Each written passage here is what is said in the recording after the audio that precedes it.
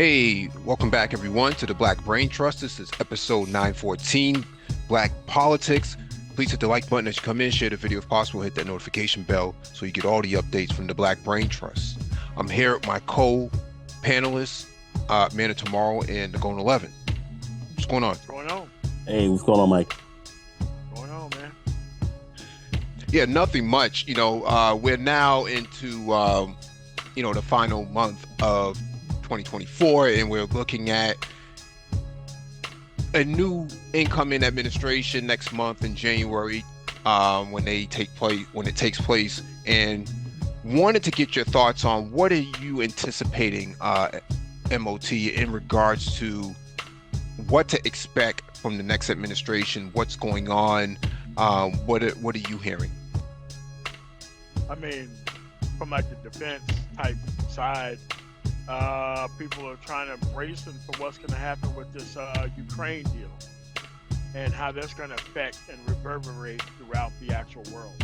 Putin probably taking or keeping the actual pieces that he already has in Ukraine and having that so close to NATO actual forces. Trump's ringing his bell about leaving NATO. People are kind of concerned about that. Everybody knows that everything is about to go up as soon as he's president. Everybody's bracing for the economic stuff. People are pretty mad at the media for not pointing this stuff out. Like, the media is for profit. They don't care.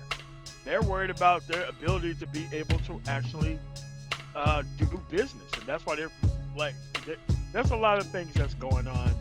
And the people who are like non-productive or, they're going to have a wake-up call. They ain't going to have that many people to actually go to for help relief. I mean, maybe the midterms, but as of right now, everybody's acting like they want something. And people are looking around, they're trying to figure out, so what did you win? And there's no real answer to that as of right now. So that's what I'm hearing. It's not good news, but that's what I'm hearing. Nagon, you're a New Yorker. What are you hearing out in NYC in terms of what to expect for 2025 and the new administration? Well, a lot of people are kind of bracing for impact in certain types of ways. You had a lot of you heard people coming out here saying, "Hey, we want to see gas prices kind of come down, and we want to see grocery prices and these types of things come down as well." There's some issues that folks are looking at with respect to the international arena. Certainly, speaking about Ukraine and Israel and how those areas will be affected. So there's some issues with respect to that, but really more from a domestic perspective. Folks were a little bit surprised when they were hearing, Trump say, "Hey, listen, I'm not going to be able to do really much for grocery prices." So some folks have already said, "Well, hold on one second. He's stating that he's not really going to be able to do a lot for grocery prices," but that was something that people were kind of looking at, looking at a smaller group, as far as if you're looking at, kind of blacks and Latinos here in this area. That's kind of, that was going to be key. So some folks were looking at that, and they're saying they don't know how that's going to look up. Looks like that what may have been promised, it may not get delivered. Of course, there's going to be, since New York is a very large area of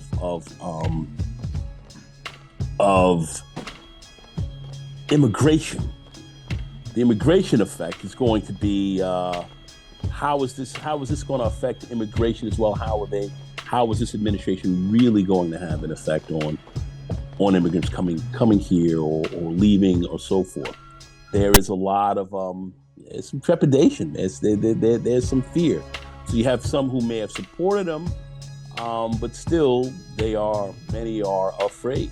And if things move forward from what some people have heard, well, if they could change your legal status, where they can potentially, make people who were citizens no longer citizens and remove them.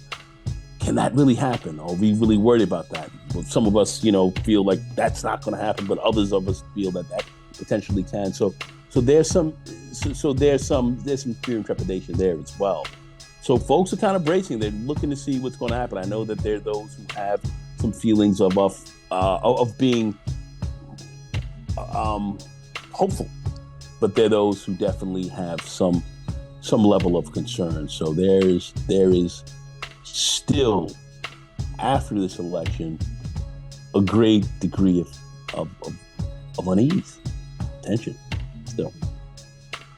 One of the things that's interesting is that this sort of made-up cabinet of DOGE, right? Department of Government Efficiency. And you have these two unelected people who were appointed by Trump to head up this sort of makeshift department to try to look at how government spending is being allocated and performed within the federal government. And the funny thing here is this. They're looking at Social Security, Medicaid, Medicare, Affordable Care Act, healthcare spending overall. And in the places they want to make these cuts, supposedly because they think they can save $2.1 trillion for the federal government. In the places that they want to try to nick and pull from is those healthcare initiatives that are set in stone. They think that they can cut it in the very areas that Trump won. Those areas are all the red states. If you look at a map, for 2024, where he won, those are the areas they want to make cuts at.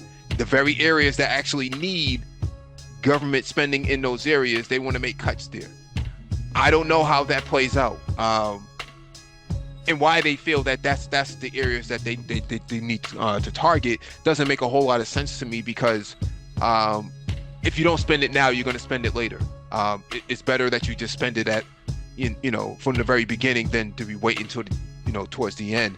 And so when you think about how they're looking at government efficiency, they want to cut all the areas of benefit for the people, but in areas where they would benefit, like Elon Musk with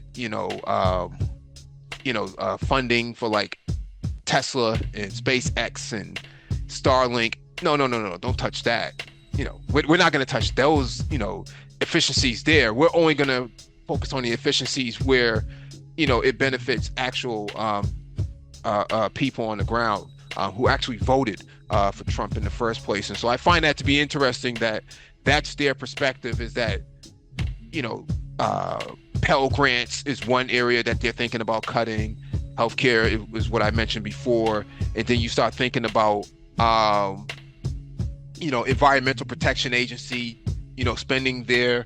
The National Institute of Health, another portion of the healthcare spending. These sort of cuts are not going to be beneficial in the long term. It's only going to hurt you, because China's not going to stop spending. Okay, they're ramping up when it comes to science and technology. They're talking about putting a base on the moon by like 2036. That's what they're talking about.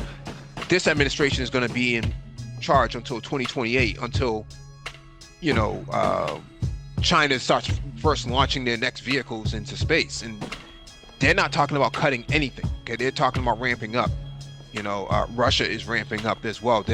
They're also talking about putting up a space station. So all the areas that Elon Musk thinks that he can trim the fat on are areas that are very necessary for running as a society. And I don't think that when you start putting people like that in charge, then you start to see all the intricacies of failure start to come out, because they have no idea how government runs. All they know, they're just capitalists, right? They're just oligarchs of technology. They don't care about all the bureaucracy that makes a government function and actually how a society runs. All they care about is, how do I, move the needle in terms of saving spending?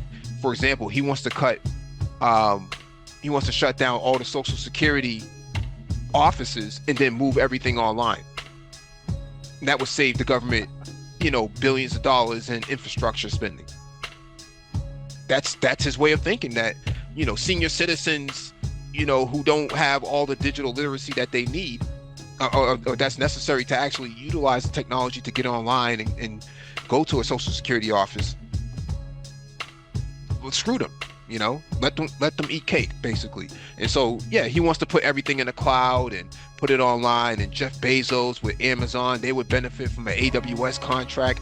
This is how, the new administration is looking in 2025. This is how they think they're going to run, their Department of Government Efficiency. So I think that this is really interesting, that if they're proposing all of these ideas and Trump takes on even one or two of them, who's to say that it stops there? It can move on to other areas. And we'll see. I mean, because these people are not concerned about the economy. Like, those things are just not part of what they're about. I mean, you had, like, during the Bush administration, the second one, when things were really falling off for the war and the suicides were high, that's when people kind of start caring about things. At that point, we got that times 1,000. At least they still had competent people in government who gave a damn. Why would you put people in charge who actually want to damage and destroy the actual things they don't care? They've never been on the record caring about it. But, hey man, F-A-F-O, man. F around and find out. These very fixed income thousandaires who's actually supporting this actual incoming administration are going to be in so much pain. They're going to be coming boomerang back. They're trying to come see what we're saying to try to copy off our paper. It's like, nah, man, you can't sit over here. You made your choice. You made your decision. You have to go sit over there and stay over there. I understand the actual idea of thinking that this is some get your lick back on black women shit, but dude, you talking about Head Start programs being affected, school lunch programs being affected, the elderly, Meals on Wheels, like multiple parts of Medicare could be cut in this next budget when it comes like June of next year. Yeah, like their budget proposals are going to be tax cuts for us and screw those people at the bottom, because that's always been what they were on. So I guess we have to go through this. Obama cleaned up Bush's mess, left Trump a decent economy. He tried to dismantle it. His incompetence actually dismantled it better than his policies and tax cuts did. Then Biden came into office, fixed that, and now Trump is about to dismantle his actual accomplishments on that. And every time you talk to one of these personnel who haven't caught up with anything, they always want to reset the conversation of, well, what did Obama do again? Or what did Biden do again? Like, don't worry about it, man. Just wait for the consequences. You can't keep resetting and restarting the conversation, because this is stuff that you should have already known by now. I mean, this cycle is pretty much here. The economy goes down when conservatives are in office. The actual stock market stops expanding when conservatives are in office. If your actual issue was the economy, why would you put the party of unlimited, unregulated corporate profits who don't believe in the raise of the basic minimum wage in charge of the entire government, bringing billionaires along with them? None of this stuff makes any sense. But to them, at least perceptively speaking, that BWs are being hurt. So they just put their hands in their ears and go, la, la, la. I mean, a lot of these dudes talking this crypto nonsense, and it's like, look, if the actual economy contracts, what do you think happens to the stock market?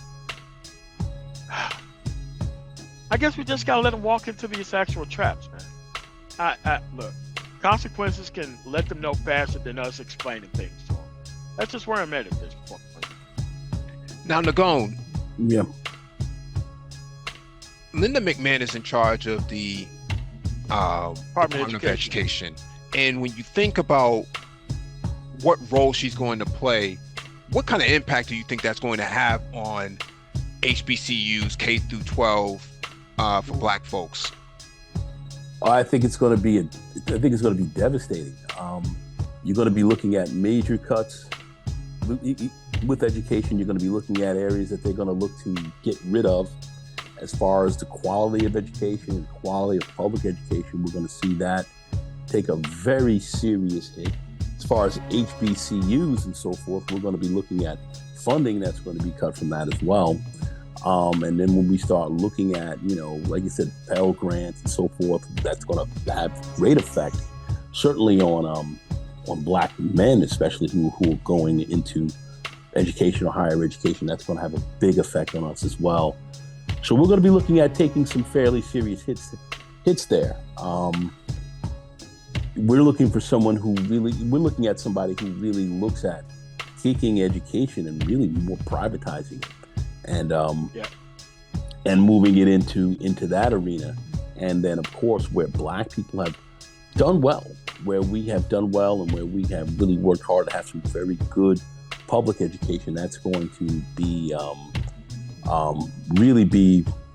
that's going to be bereft for us. We'll be bereft of that to a large extent, and we're going to see some very significant hits. And in some of the lesser, wealthier areas where many of our schools reside, it's going to get a lot worse. And we're going to be looking at some significant hits. So I think that's going to be rather disturbing. I would hope to be wrong, but we've already heard somewhat of what she was more or less saying. And they're really, going to school vouchers, going to the more private school or magnet school choice nonsense, school choice and all this. You're going to be looking at, and all that means is, education's going to congeal in the wealthier areas, and those are going to do well there, and those who really have benefited from good public school educations are not going to have that. And where we have less of an opportunity to have that in some of our more needy areas, we're going to see that even get worse. So I don't see anything good coming from that, just like I see from the healthcare perspective. Even though that's different from education, Linda McMahon will not be dealing with that. But from healthcare, so those who are on dialysis, or people who need various types of heart treatments, or however, especially in these red states that are going to get cut. Transportation to and from too. Transportation and access to these areas. Oh yeah, we're glad he's in. When you start seeing that stuff getting cut, and you're in your 40s or very early 50s, and now your life is definitely going to get cut short if these things get cut from you. What are you going to do? Where's the victory in that? So you have to sit back and really look at how this is going to affect you. What's really going to get affected. I don't think a lot of people thought through that. I don't think a lot of people looked through that and looked down the road on this as to what this was really going to look like. So from an educational perspective, your healthcare perspective, these, it's going to be very significant, and we're going to have to really see how this is going to affect a lot of us. But I don't see a lot of good coming out of this, especially with the people that are being put in place for that. I don't think that they have our best interests at heart here. And when you're dealing with the billionaire class that they're putting in, billionaires are more concerned about where they're going to get their next billion, pretty much, and that's where their minds are at. And I think people are going to have to, take a very hard and very, very realistic look at what's coming down the pipe, or potentially coming down the pipe.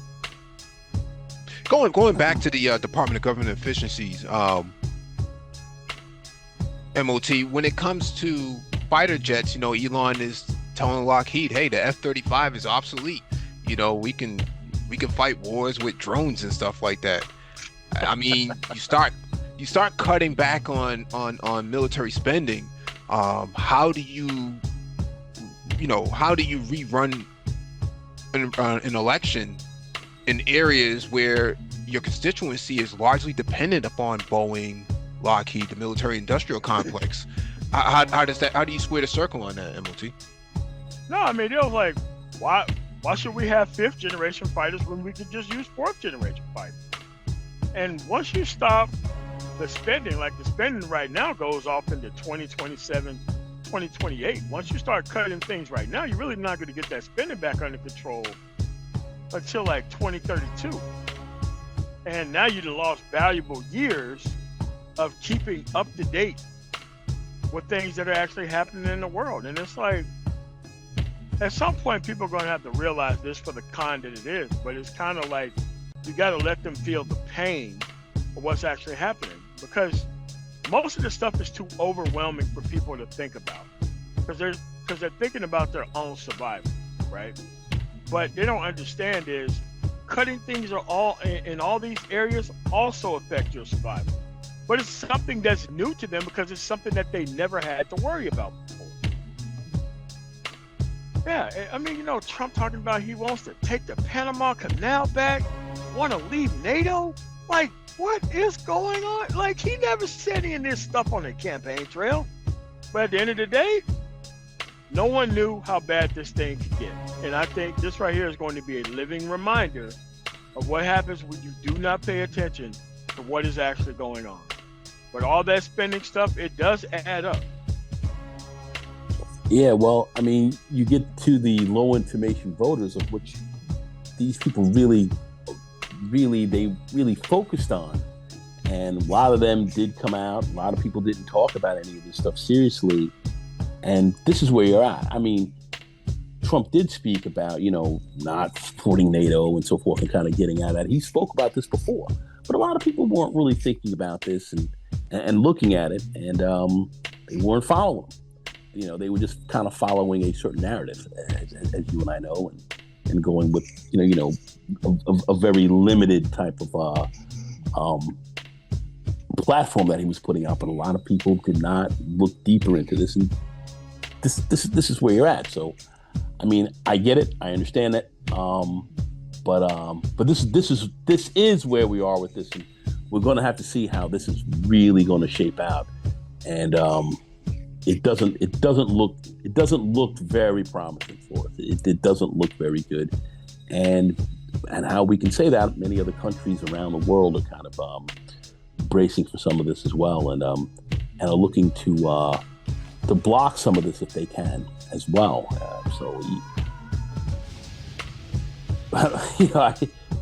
It'll take us a long while to get through a lot of this, but that's what I have to say about that as far as at this moment.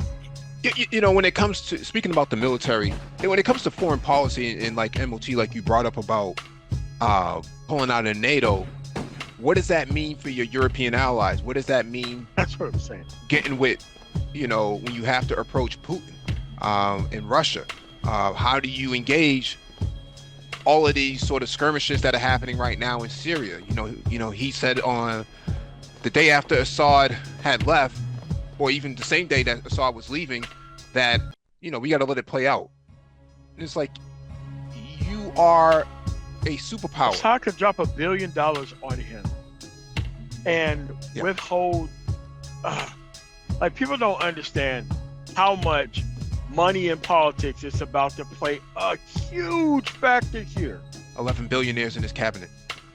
Yeah, and it's like, and that's for the black men who want to try to somehow translate this into a view win for them. It's like, poor whites are going to be losing. How the hell could you, as a black dude, be winning because you're in office? And don't say crypto. I mean, it has to be something that of substance. I don't know, man. I think that we're all going to be witnessing it as it happens. And nobody's going to be able to do much about it, unfortunately. Yeah, it's interesting when I have to break this down and I have to think about, okay, you got hostage negotiations that have to be taking place between your adversaries as well as coordination with allies. The people that are in this cabinet right now, when you go through the list, none of these people have any experience at all when it comes to hostage negotiations or diplomatic relations at all. Yeah, they're billionaires. Yeah, they're multimillionaires, but they don't necessarily have the civic experience and intergovernmental experience in engaging diplomacy. It doesn't make any sense to me how this would benefit Black men in the Black community, as in being specifically targeting Black men. How does that benefit a Black man? How do you benefit if you're in Chicago or you're in LA? If you're in Atlanta, how do you benefit from having billionaires inside of a cabinet that are looking to basically manage the economy for themselves and not necessarily for anyone less than 200,000 or even 100,000 for that matter? Where do these men find themselves, Nagone? How do they square the circle on that? They don't. There is no square in the circle on that. The bottom line, very simply, what these guys are saying is, hey, listen, as long as this Black female that we are, that we have our issues with, or whatever the issues are, as long as they're cut back to the fat meat, and we feel like that they can't get an upper hand, then that's the only thing that's really important. And then let's see if we can kind of get back to this relationship piece and talk the bull crap that we've been on for a long time. And I think that's really the short and long of it. As far as that piece you're talking about, they haven't even thought about it. They're not looking at that. And then some are in the dream world. Hey, we're going to grab this crypto. We're going to get our crypto dream and make $1 zillion on this, and that's our way out. That's what a lot of these people are thinking, and it's they haven't really parsed through what that is. What that really means as well. So as far as anything else, like they have anything else that's really significant in their life, they haven't thought through it. They haven't looked at that at all. As long as this Black female is being hit. Now what they don't understand is that the other side is they don't care about so much the Black female and the Black male. They're lumping you all together, and they're looking to deal with you from that perspective. But they haven't thought through that either. So that's really what we're dealing with as far as we're looking at any thought or any real deep thinking here. It doesn't exist. We haven't seen any of it. I don't know what else to tell you. I mean, you're looking at people who have no personal identity, no understanding of how things work, and they want to try to take over somebody else's space, like what they did here. They came over here to a self-improvement space and turned it into a place for them to decompress and cope with things that they're not even dealing with. So now that they see a victory for people that really don't care about you, they want to try to act like they're down with those people. Just like, I'm telling you, man, that door's going to slam in your face pretty hard and pretty fast, because they're going to be suffering too. You're not part of the billionaire class. Yeah, they're not working with those people. Yeah. They're not. They're not working with those people. So. What's going on with when you really think about it, what's going on with in terms of the cabinet picks? Is there anybody that you can mention, either one of y'all, that you can mention that you would say that that's a good pick in regards to cabinet picks? No, I think he's purposely trying to piss people off with this cabinet pick. If you look at it through that lens, then all of his cabinet picks make sense, because the people who are being picked for their cabinet positions are either wholly unqualified, have no background, and you're just going to have gross negligence. And whenever they cross the line, he's just going to replace them with another person that doesn't care about the position. Unfortunately, we're probably going to have a redo of the Constitution that actually kind of mandates people be qualified for positions. But this is where we're at when you put somebody in there who doesn't care about government. None of these picks are good. Kash Patel? Come on, man. It's crazy. Go ahead, Nicole. Yeah, I would think anyone who I would give any credit to, and I can't even give him much credit on that, I would think probably I'll go out on a limb, and that's going out on a far one, potentially could be maybe Marco Rubio, maybe for his choice of Secretary of State, maybe. And I don't think that's even a good pick, but he has a little understanding of what that would be, but that would be it. I mean, as far as anyone who may have any level of potential competence, that's about as far as I would go. To be quite frank with you, the other picks I've seen are disturbing in many ways. And as I say, when I say disturbing, I mean people who are profoundly unqualified for what they're being tapped on the shoulder for. So that does not make me feel very comfortable. But that's where we're going. I understand why he's doing what he's doing, but what the end results of this may be, they may not be very good at all. I mean, at all. You don't think that Herschel Walker being the ambassador to the Bahamas is a good pick? The American werewolf in the Bahamas.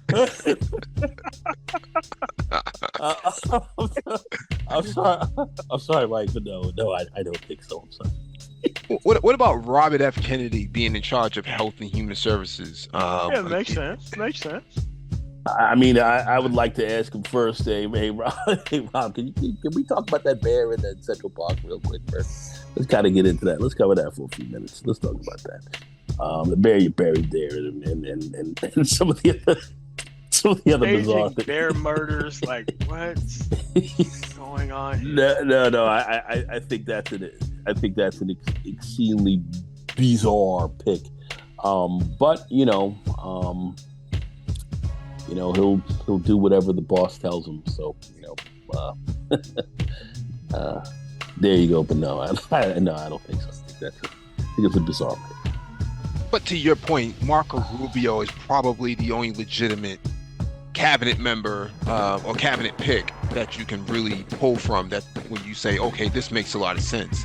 At least he has experience. At least he was a senator. Come on. Yeah. I don't like it, but it's definitely better than Linda McMahon heading the education department. Like I said, I'm not going to go screaming on that, but that's a frightening pick. It's frightening. D'Souza or Cash Patel or come on. Yeah. I mean, it's frightening, but Marco Rubio, as I said, that would, if anything, if any pick that he's got, that's probably one of his benefits. But anyway. Well, I mean, you also have to take into consideration that Tulsi Gabbard is in charge of national intelligence. Yeah, why not? That's an oxymoron, right? Yeah, it's very interesting because people assume that because she served in the military that somehow gives her some kind of credence in terms of the trust factor for national intelligence. Let me give you an example for those who are listening. It would be the equivalent of saying that because you put together a computer that you bought from Newegg or Micro Center or something like that, that I'm going to put you in charge of my infrastructure of, let's say, the federal government that spends millions of dollars on infrastructure. In fact, for example, AWS had a $10 billion contract with the one of the intelligence agencies. I think it was the NSA or something like that. You don't go from putting together computers to being in charge of millions and millions of dollars of infrastructure. It just doesn't work that way in the real world.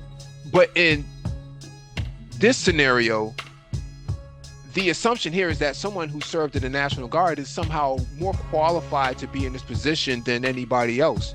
I mean, there's so many other people that could be in that position, but this is a person who was a Democrat, And when she was a Democrat, she did go to Syria to meet with Assad, who magically just disappeared a few weeks ago or a week ago, right? And so, how do you trust people like this with intelligence?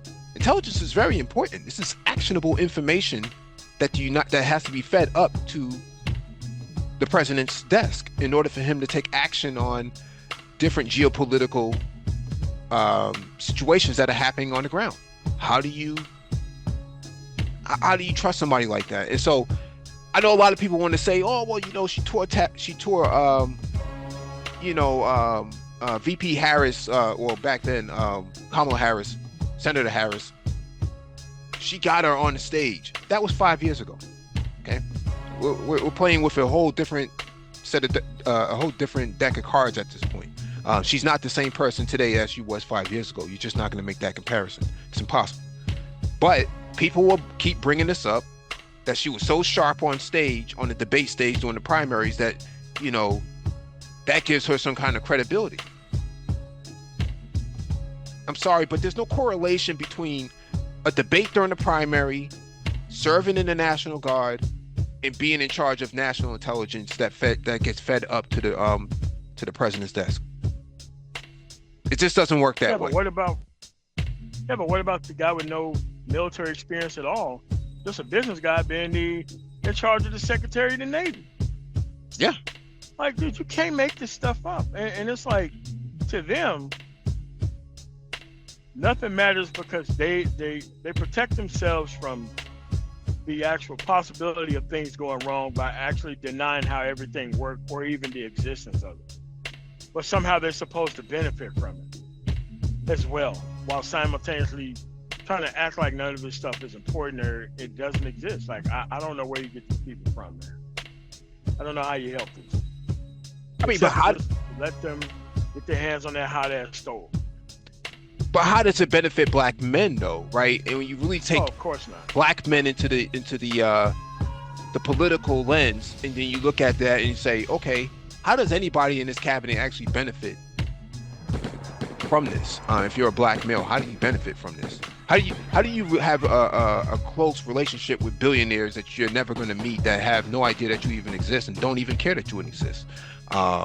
These same people are trying to get rid of DEI. In fact, that's one of their first day initiatives, is to get rid of all the DEI that, Biden had in place. I think what's the percentage of, there's a percentage of cabinet members that Biden has appointed that are black and male in high ranking positions. When you talk about Lloyd Austin, you talk about CQ Brown, you talk about the head of AFRICOM. There are a number of black men, Michael Regan, head of the EPA, a number of black men who are in high-ranking positions that had never been done in previous administration, even Obama's administration. And so I would say that DEI worked pretty well for black men in this administration, because you saw more black men in high-ranking roles.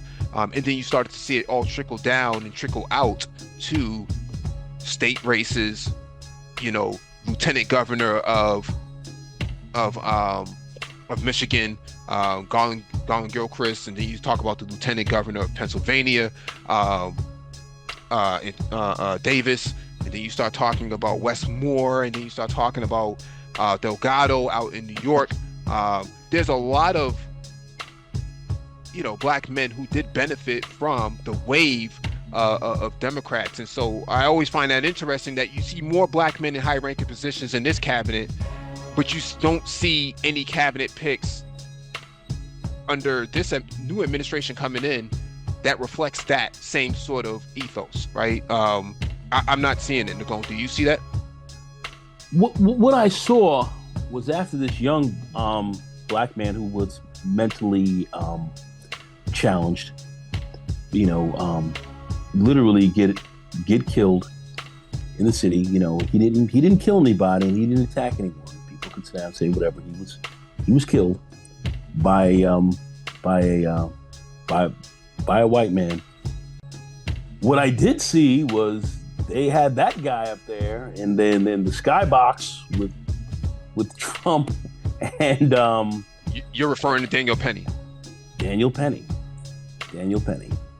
and with Trump and Vance in the skybox at a game. Now they're talking about potentially offering this individual a cabinet position, what position that may be, who knows. But killing a black man, that did happen, and he's being lionized for it.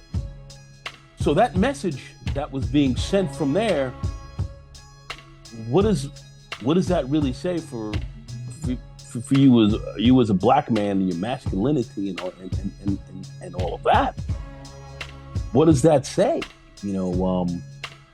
So I have some questions about that, because that was a message, a larger message, just not on that small level. It was a larger message that was being sent, and I don't see a lot of people really addressing that as well. So I find that very interesting. So Mike, I hope that answers your question. That answers your question. No, it actually segues perfectly, because yeah, you had a Daniel Perry who choked a black man out on the New York subway, who ends up at a football game with the incoming administration, with the president-elect and vice president-elect. The next day. Yeah. Like magic. And no one sees anything wrong with the lack of black male cabinet picks. While this guy gets an invite to a football game, other black men are on the sideline. Make it make sense. Oh no, you'll have those saying, what does that mean? So. But there are many others who are looking at this for what it is. I mean, if you ask them a question, like, none of their actual criticism goes beyond, well, Kamala Harris lost. I'm like, yeah, but 4 years ago, somebody else lost, and they still tried to overthrow the country. They still had 60 different court cases. They still had somebody rush the Capitol on January 6th, tried to actually kill their own vice president. Like, all this stuff happened when he lost. But when we lose, you don't see us doing anything like that. No, like, oh, you got to admit that you lost. It's like there's nothing to admit. The concession has already been done. Somebody didn't concede, and somebody lied about it for 4 years, while they had the actual criminal injustice system actually let them off from everything by running the clock out, making sure that due process didn't actually work. So at the end of the day, man, like, I don't see how an actual criminal justice system that let billionaires off the hook for things, I don't see how that's going to help black men at all, in specific. I don't understand that. Looking at the cabinet, looking at this administration, I don't see anything here that's going to be in any way expressive or have any real strong benefits that they're putting out front for black men whatsoever. And if there are those who say that they see it, I'd like to hear it. I certainly would like to hear about it. Civil Rights Act is going to certainly be up on the chopping block as well.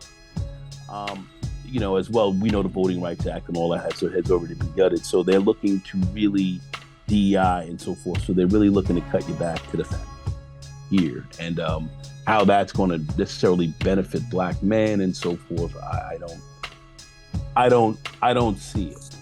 So that's kind of where we're going, and from the healthcare and educational perspective, we're going to see things rather hard, and I think literally from the employment perspective as well, we're going to see some challenges there too. So we're once again, we can always say, let's see what's going to happen, but given what I'm starting to see here, I don't think things are going to go well or be put well in the black men, in good stead for black men going forward with this administration.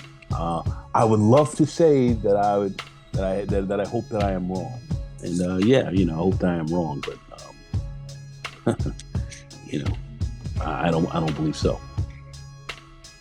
Any predictions? Any for the first 100 days? What do you think is going to come from the administration, MLT?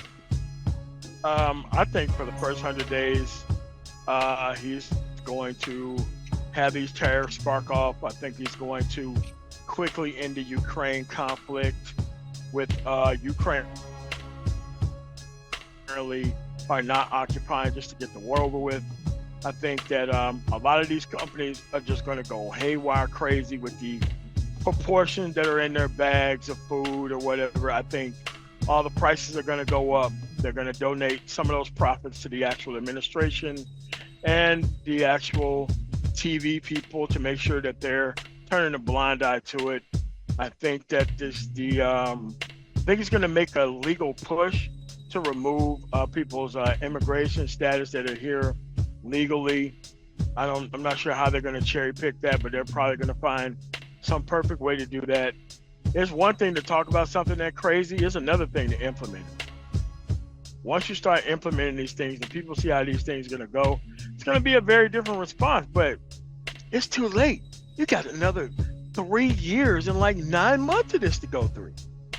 Like, an enormous amount of damage can be done in that time period, and it's time for us to just take our medicine and just sit down and just look at it. So that's what I think that we're going to be at with it. And that's just now.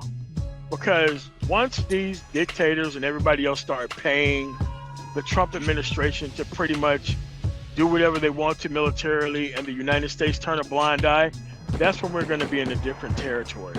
And I think that territory is coming. Yeah, I think first 100 days he's going to get in. He's going to really try to lay out his budget. He's going to be looking at some incredible cuts that are going to terrify some people when they see him. He's going to be looking at making some very strong moves on this immigration that are going to terrify some people as they see what's coming down, and some of this will be very much. A lot of stuff will be challenged constitutionally. So they're looking to go literally balls to the wind on a lot of this quickly, as quick as they can. They're going to, I do agree a lot with what MOT said with respect to what's going to happen with the Ukraine and certainly with Russia. He's going to be cutting some deals with them. So we're going to see a lot of that, and I do believe we're also going to see some level of dysfunction amongst some of the new people that he's got in his cabinet and some of his staff. I think some people are going to be going head to head a little bit and looking at some of the craziness that's going to be going on there. So I think we're going to be looking at some level of dysfunction there as well. That are going to come out. Who these people will be and how this will roll out, I will not say at this stage, but we will see some of that. But look for him to hit the ground running, and for some people to be very surprised of what he's going to be proposing. So that's generally what I would say quickly, and really not much else. Like that's what I would say within the first 100 days. I think we're going to see. For me, first 100 days, Ships and Science Act comes to an end. He'll deal with that. Second thing is HBCU funding will be up for question. And third thing is Justice 40 initiative that Biden had in place with the DEI initiative will come to an end immediately, with the swift of a pen. And so I think these three things will be on the docket come January 21st, 22nd. That first 100 days, those three things are almost guaranteed to be liquidated from the new administration. And so it'll be interesting to see how he tries to find a balancing act in regards to making sure that government works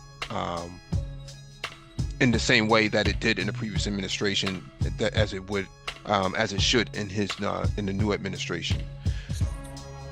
Thank you all for joining us. Please hit the like button on the way out, share the video if possible, hit that notification bell, and so you get all the updates from the Black Brain Trust.